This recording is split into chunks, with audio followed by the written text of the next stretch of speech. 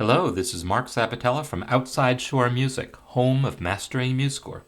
In this week's tip, I want to show you how you can quickly set up a score with 4 bars or measures per system, which is a common way that we might want to set up certain types of music. We often see this in lead sheets, we see this in music for children, and we see it for hymns.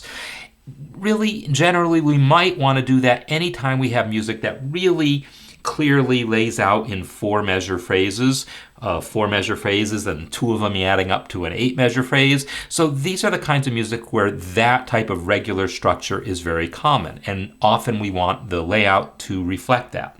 So I have here a hymn tune, and I want to do this, but I also want to note the pickup measure here, the anacrusis, probably should not be included in that, which is to say the first system should have 4 complete measures. We don't want to count the pickup as one of the 4. We want 4 complete measures plus the pickup. So what I'm going to do is start my selection with the first full measure by selecting it, clicking it.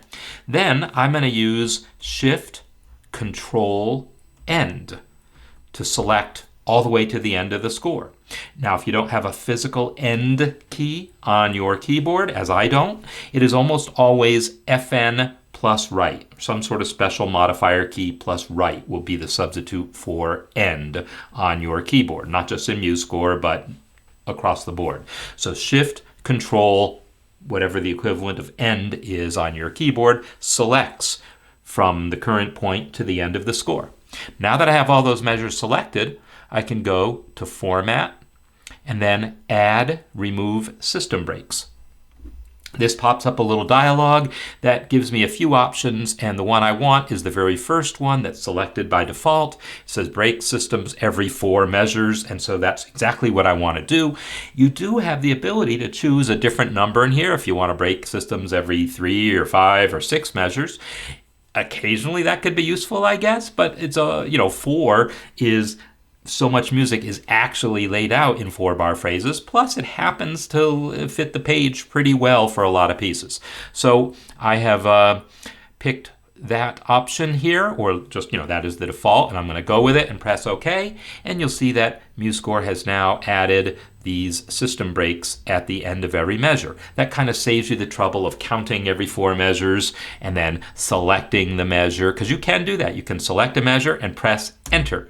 When you do that, it either adds or removes a system break.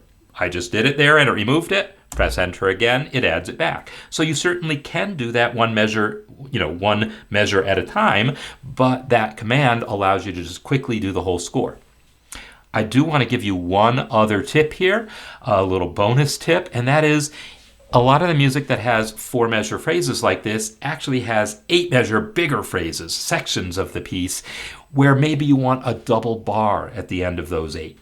There's no command to just automatically go through and add double bars every 8 bars, but now that it's laid out in 4 measures per phrase, it's pretty easy to then just select the 8th bar here. It's every other system.